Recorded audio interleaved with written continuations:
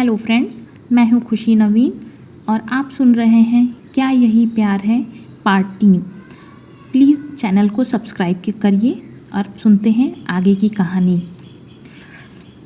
राधा ने अपनी आँख के किनारे से काजल निकालकर मीरा के कान के पीछे लगा दिया और कहा, बड़ी प्यारी हो, किसी की नज़र न लगे। मीरा मुस्कुरा दी। घर में आने के बाद शायद पहली बार मुस्कुराई वो। राधा ने उसका हाथ पकड़ा और उसे सबके बीच ले आई। सभी हॉल में रखे सोफ़ों पर बैठ गए।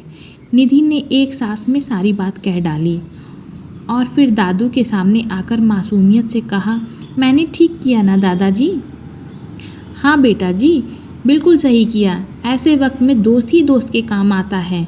दादू ने प्यार से निधि के गाल को छूकर कहा। तो फिर मीरा यहाँ रह सकती है ना? निधि ने कहा। जब तक वो चाहे वो यहाँ रह सकती है, दादू ने कहा और फिर मीरा की ओर देखकर कहा, मीरा जी। मीरा ने धीरे से कहा। दादू मुस्कुराए और कहा, इसे अपना ही घर समझो। किसी भी चीज़ की ज़रूरत हो तो बेझिझक मांग लेना।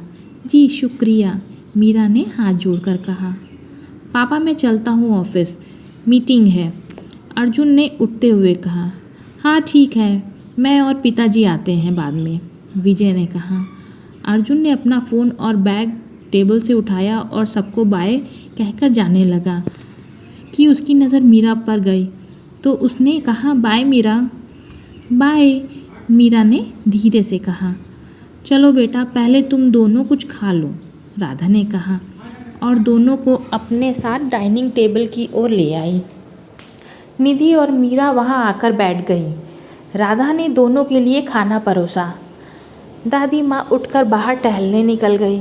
सर्दियों का वक्त था और इस मौसम में बस धूप ही सहारा होती थी। दादी माँ बाहर बगीचे में आकर धूप सेकने लगी। विजय और श्रीनाथ जी कुछ देर बाद बाहर निकल गए। निधि ने खाना शुरू किया, लेकिन मीरा खामोश बैठी थी। उसे खामोश देखकर राधा ने प्यार से कहा, क्या हुआ बेटा, खाओ ना। मीरा ने भरे हुए गले से कहा। राधा ने उसके कंधे पर हाथ रखते हुए कहा, तुम्हारा दर्द मैं बांट तो नहीं सकती, लेकिन उसे कम ज़रूर कर सकती हूँ। ये सब लोग तुम्हारे साथ हैं बेटा।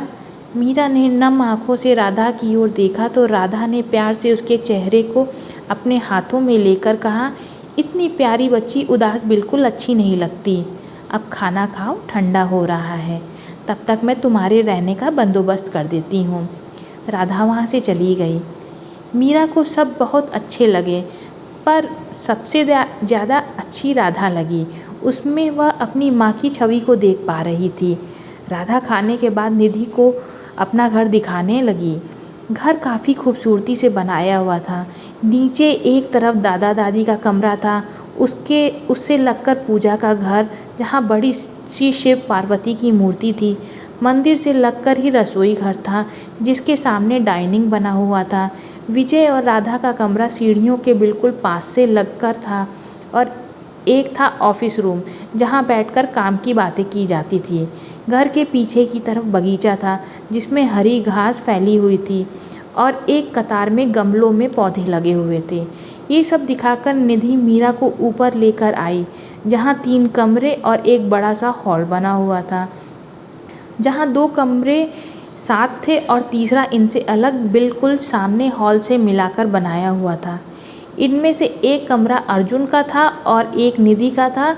सामने का जो कमरा था उसके बारे में निधि ने मीरा से कुछ नहीं कहा। मीरा ने भी नहीं पूछा। निधि जैसे ही दरवाज़ा खोलकर अपने कमरे में आई, एक तेज़ बदबू से दोनों ने अपना नाक बंद कर लिया। निधि ने दरवाज़ा बंद किया और मम्मा को ऊपर आवाज़ लगाई। राधा ऊपर आई और कहा, सॉरी बेटा, वो आज सुबह गलती से तुम्हारे कमरे में क्लीनर की बोतल टूट गई।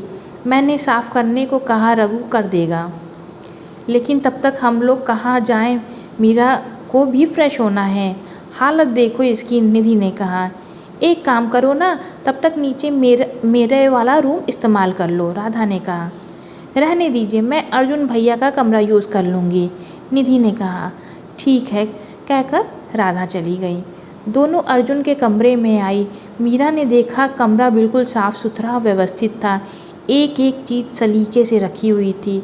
मीरा बड़े गौर से ये सब देख रही थी। तो निधि ने कहा, भैया हमेशा अपने कमरे को टिप टॉप रखते हैं, अपने जैसे। मीरा मुस्कुरा दी तो निधि ने कहा, अच्छा तुम नहा लो, तब तक मैं नीचे से तुम्हारा सामान ले आती हूँ। मीरा नहाने बाथरूम में चली गई और निधि नीचे। इसके आगे की कहानी सुनने के लिए अगला पार्ट देखिए। क्या यही प्यार है मेरे साथ? कहानियाँ जो सुकून दें। नमस्कार।